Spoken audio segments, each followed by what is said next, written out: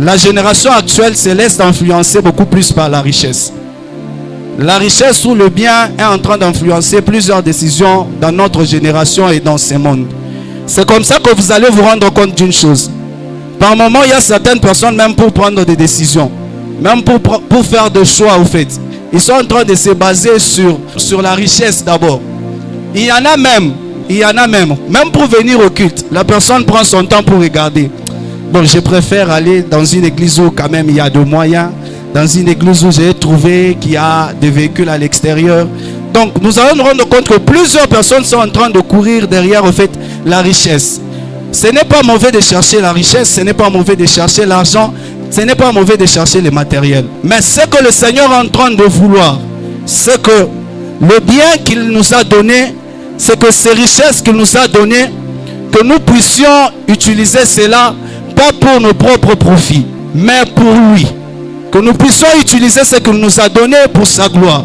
Car il est celui qui nous a donné, car il est celui qui nous a fait du bien en nous donnant ses richesses. J'aimerais dire à quelqu'un, Job avait tout perdu au fait.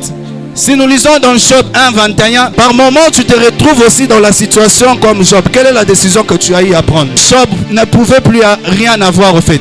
Peut-être que toi aussi tu t'es retrouvé dans cette situation. Au fait, tu n'avais plus d'espoir. Quelle est la décision que tu as eu à prendre?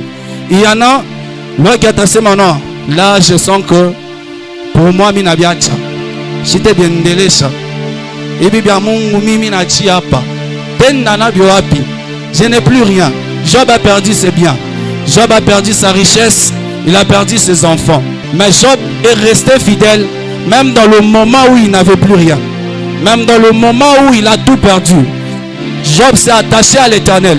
Job est resté fidèle à la parole de Dieu. Job est resté fidèle à ce grand Dieu. Et c'est comme ça que le Seigneur l'a restauré. C'est comme ça que le Seigneur l'a fait du bien. De même que toi aussi, j'aimerais dire à une personne, ce n'est pas parce qu'on a tout perdu que nous allons abandonner ces dieux. Ce n'est pas à cause de la richesse que nous allons abandonner ces dieux. Une chose que le Seigneur est en train de nous demander, c'est de rester fidèles. Quand il est en train de nous donner le bien, quand il est en train de nous bénir, c'est pour que nous puissions utiliser cela pour sa gloire. Nous ne sommes que de simples gérants, mais il est le maître de tout. Psaume 24, le verset 1.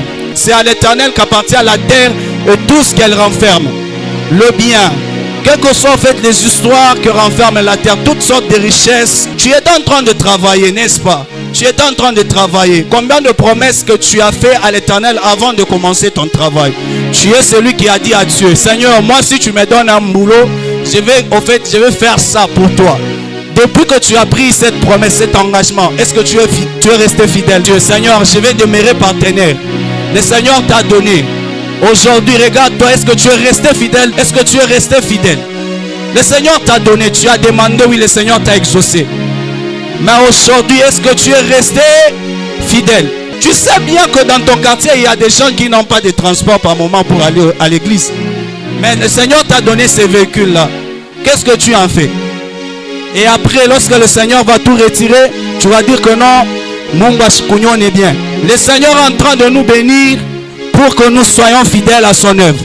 Pourquoi être fidèle dans la richesse? Premièrement, j'étais en train de dire parce que le bien que nous avons, les richesses que nous avons reviennent premièrement à notre Dieu. Deuxièmement, parce que quand Dieu est en train de nous donner par moment, il est en train de tester nos cœurs. Comment est-ce que nous allons gérer ce qu'il nous a donné? Pourquoi au fait rester fidèle dans les richesses? Parce que la fidélité au fait nous prépare à de plus grandes choses. Quelqu'un qui est fidèle. Aujourd'hui tu es en train d'user de ton influence pour soutirer au fait, pour détruire les autres, pour au fait dépouiller les autres. Le Seigneur est contre cela.